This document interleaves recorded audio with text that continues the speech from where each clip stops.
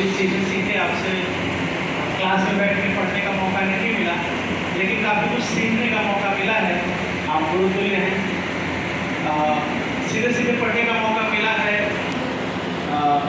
Meera madam से, doctor Meera Sinha, आप सेवानिवृत्त प्रोफेसर एवं विभागाध्यक्ष सावित्री गर्ल्स कॉलेज और वर्तमान में कलकत्ता की बेहतरीन पत्रिकाओं में से एक उत्तरांचल की संपादिका हैं आप।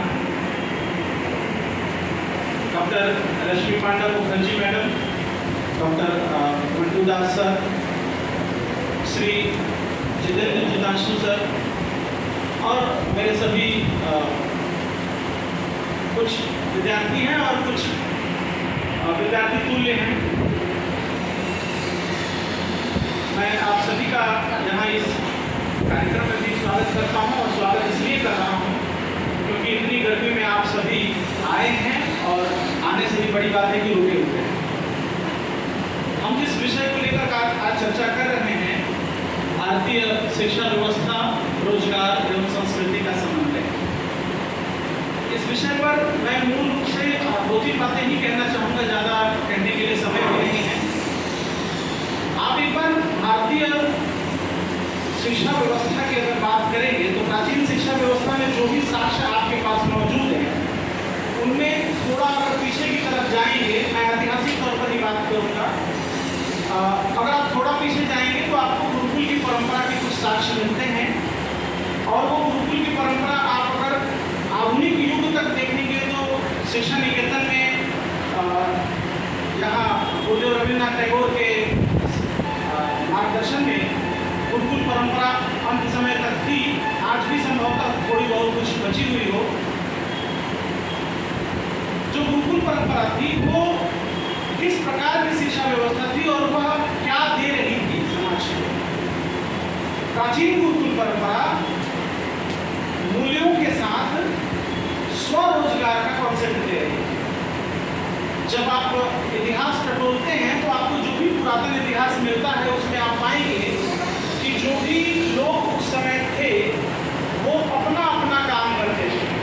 अर्थात वह जो वर्ण परंपरा बांटी गई थी समाज में, जिसे हम आज जाति परंपरा समझते हैं या कास्ट बेस्ड सिस्टम समझते हैं, वह वैसी नहीं थी जैसे अंग्रेज इतिहासकारों के द्वारा बताई गई।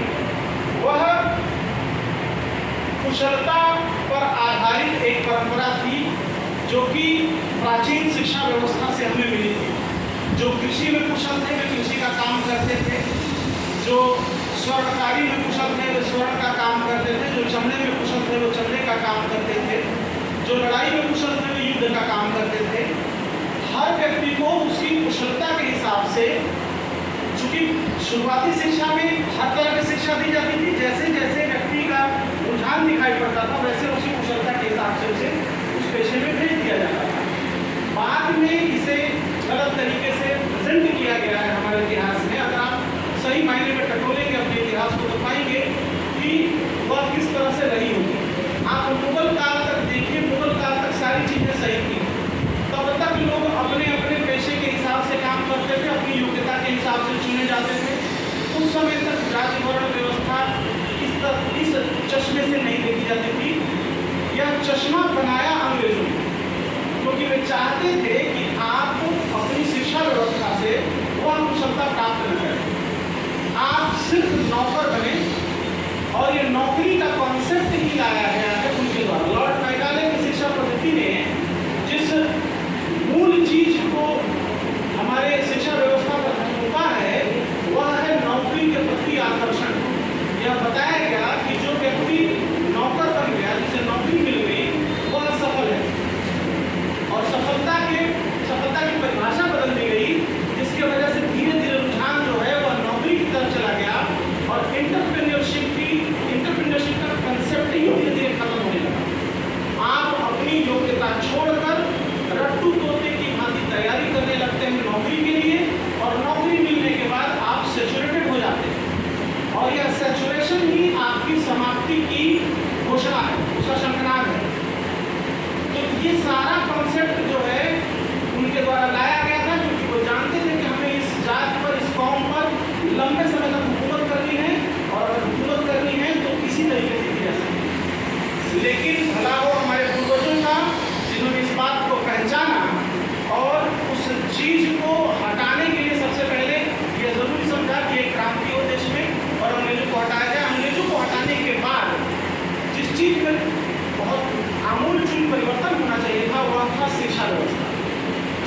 तत्काल या तत्कालीन रूप से संभव नहीं हो पाया, क्योंकि अंग्रेजी मानसिकता कहीं ना कहीं हमारे तत्कालीन पूर्वजों पर घर कर चुकी थी और वे उस अंग्रेजी मानसिकता से तुरंत मुक्त नहीं हो पाए। जो भी प्रशासक बने उन्हें कॉपी पेस्ट चीज़ें मिली, उन्होंने उसी को कैरी फॉरवर्ड करना जरूरी समझा। बेहतरीन शिक्षा व्यवस्था के साथ सरकार जिस नीति को लेकर के आई है उसमें मुझे कुछ उम्मीद दिखाई देती है कि कहीं हम उन मूल्यों को पुनः प्राप्त कर सकते हैं। क्या हम पेशे के हिसाब से या बच्चे के इंटरेस्ट के हिसाब से उस शिक्षा व्यवस्था को लागू करके वापस अपने स्वर्णिम इतिहास की कुछ खूबियों को प्राप्त कर सकते हैं क्या? मुझे लगता है यह नई शिक्षा व्यवस्था हमें न सिर्फ रोजगार देगी, क्योंकि रोजगार का मतलब नौकरी कतई नहीं होता है, रोजगार का मतलब स्वरोजगार होता है। रोजगार का मतलब नौकरी समझना ही हमारी सबसे बड़ी गलती है। जब तक आप एंटरप्रेन्योरशिप के बारे में नहीं सोचेंगे कि आपका खुद का रोजगार हो, तब तक आप किसी भी देश को नहीं बढ़ा पाएंगे, क्योंकि नौकर कभी भी किसी संस्था को नहीं आगे बढ़ा सकते। ठीक है, इसलिए बेहतरीन हो कि आप सभी शिक्षा का उपयोग अपने स्वयं के विकास के लिए करें, न कि नौकर बनने के लिए, और एंटरप्रेन्योरशिप के बारे में सोचते हुए कुछ नया करने के लिए।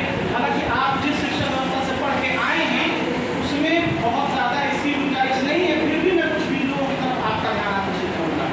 आपने जितना कुछ भी अर्जित किया है उससे आप भाषा के क्षेत्र में बहुत बेहतरीन काम कर सकते हैं। आज तकनीक का युग है, तकनीक के युग में डबिंग से लेकर के, राइटिंग से लेकर के, प्रिंटिंग से लेकर के, तमाम फिल्म बनाने तक कई तरह के नए पेशे इजाद हो चुके हैं और उन पर काम हो रहा है।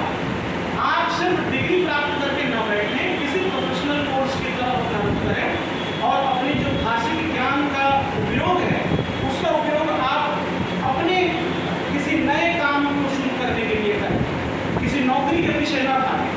यदि आप में योग्यता होगी तो तमाम नौकरियां आपके पीछे आएंगी और हो सकता है भविष्य में आप नौकरी देने वाले हैं, नौकरी आप स्वयं देंगे लोगों को। इसलिए नई शिक्षा व्यवस्था नीति जो है वो मुझे लगता है कि हमारी आने वाली पीढ़ियों को अपने पैरों पर खड़ा करेगी, जी हुजूरी से मुक्त करेगी और शायद अंग्रेजी मानसिकता से भी मुक्त करेगी।